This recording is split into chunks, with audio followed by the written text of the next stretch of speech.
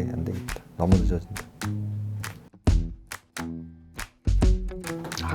1대 0.85네. 우리 병원의 표준 기준은 0.85다. 0.8도 아니고 0.9도 아니다. 다 이어서 가. 어떻게? 안녕하세요. TS 성형외과 대표원장 이상균입니다. 오늘은 얼굴이 기신 분들, 긴 얼굴에 대한 여러 가지 유형과 분석에 대해서 이야기를 하고 그에 대한 솔루션에 대해서 설명을 드리려고 해요.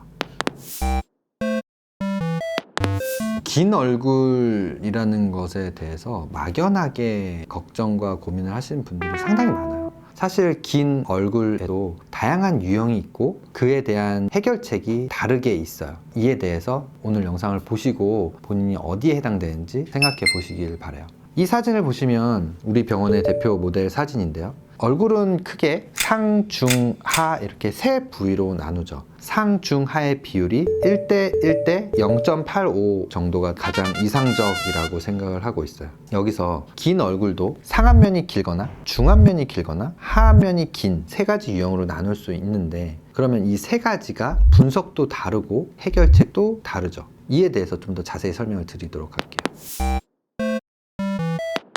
상안면이 길면 쉽게 얘기해서 이마가 넓은 분들이겠죠. 이마가 넓은 경우가 가장 쉽죠. 이마가 넓은 경우에 우리는 이마 축소나 또는 모발 이식을 생각할 수 있어요. 요즘 기술이 아주 훌륭해져서 이마 축소를 해서 아주 성공적으로 흉터 없게, 흉터가 아주 희미하게 잘 마무리가 되신 분들이 있어요. 그리고 뒤에 있는 머리를 떼어다가 앞에다 심는 건데, 과정에서 잔머리 모발의 방향까지 결정을 해서 심어주기 때문에 아주 자연스럽게 모발 이식이 되는 걸 볼 수 있고 환자분들도 굉장히 만족을 많이 하시거든요.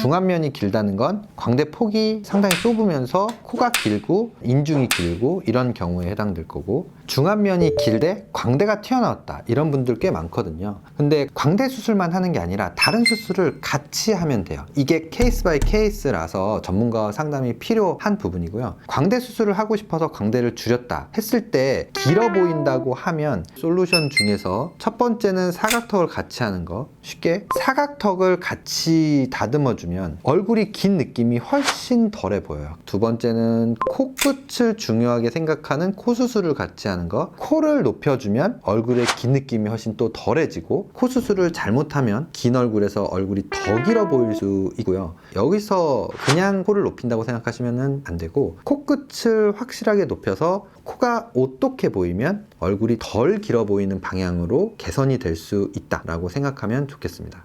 그리고 또 고려해야 되는 게, 인중이 긴 거는 코를 하면 어느 정도는 개선이 돼요. 그럼에도 불구하고 인중이 너무 길면 이 라인을 따라서 절개를 해서 인중 축소도 가능하죠. 하지만 인중 축소의 가장 큰 단점은 흉터예요. 코 수술을 했을 때는 흉터가 이 아래쪽에 묻히기 때문에 사실 거의 보이지 않지만, 인중 축소는 정면에서 봤을 때 이 부분에 생기는 흉터가 보이고 심하게 남는 분들도 있어서 피부의 텐션을 고려를 해서 텐션이 강한 분들은 피하시는 게 좋습니다. 세 번째로 앞볼 부분에 볼륨감을 주는 지방이식을 같이 하는 건데, 이 부분이 밋밋하면 더 얼굴이 길어 보일 수 있고, 입체감을 주면 시각적으로 얼굴이 길어 보이는 효과를 반감시키는 역할을 할 수 있죠. 그래서 광대 수술을 하고 싶은데 얼굴이 길어 보일까봐 걱정이다 라고 생각하시는 분들은 광대 수술은 하되 다른 수술을 같이 해서 얼굴이 길어 보이는 전체적인 느낌을 개선해주는 방향으로 갔을 때 얼굴이 작아지는 효과와 길어지지 않는 효과를 동시에 얻을 수 있다라고 생각을 합니다.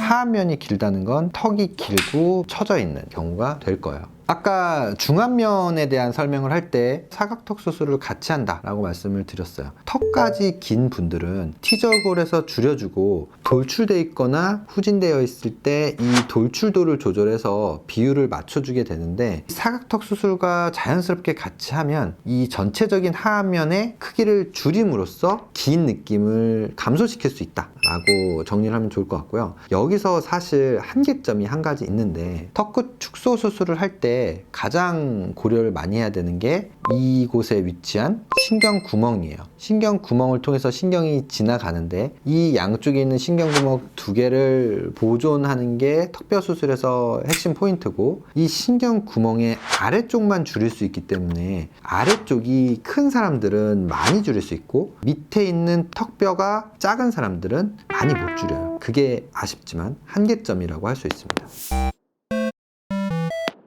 상, 중, 하의 긴 얼굴에 대해서 간략하게 설명을 드렸는데, 사실 중안면이 긴 경우에 해결책이 가장 어렵기는 하죠. 그 상황에서 해결할 수 있는 것은 사각턱, 코, 지방이식을 통해서 개선을 하는 거고, 중안면만으로 짧아지게 하는 수술은 존재하지 않기 때문에 다른 수술법을 통해서 수술을 완성시키는 게 좋다라고 생각할 수 있습니다. 연예인들을 보면 선천적으로 타고나길 얼굴이 작게 태어났는데, 그 중에서도 눈, 코가 딱 임팩트 있게 모여 있고, 게다가 입체감도 있고 하기 때문에 그래요. 우리는 그런 모양을 추구하고 누구나 다 그렇게 되고 싶지만, 개선하기 어려울 정도로 길거나 크면 한계점은 분명히 있죠.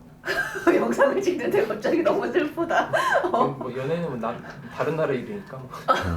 다른 거는 해결책이 있잖아. 이거는 사실 뭐 양악을 해서라도 어느 정도 해결할 수 있는데, 이건 해결이 아예 없으니까. 아예 뭐 빠그러뜨릴 수가 없잖아.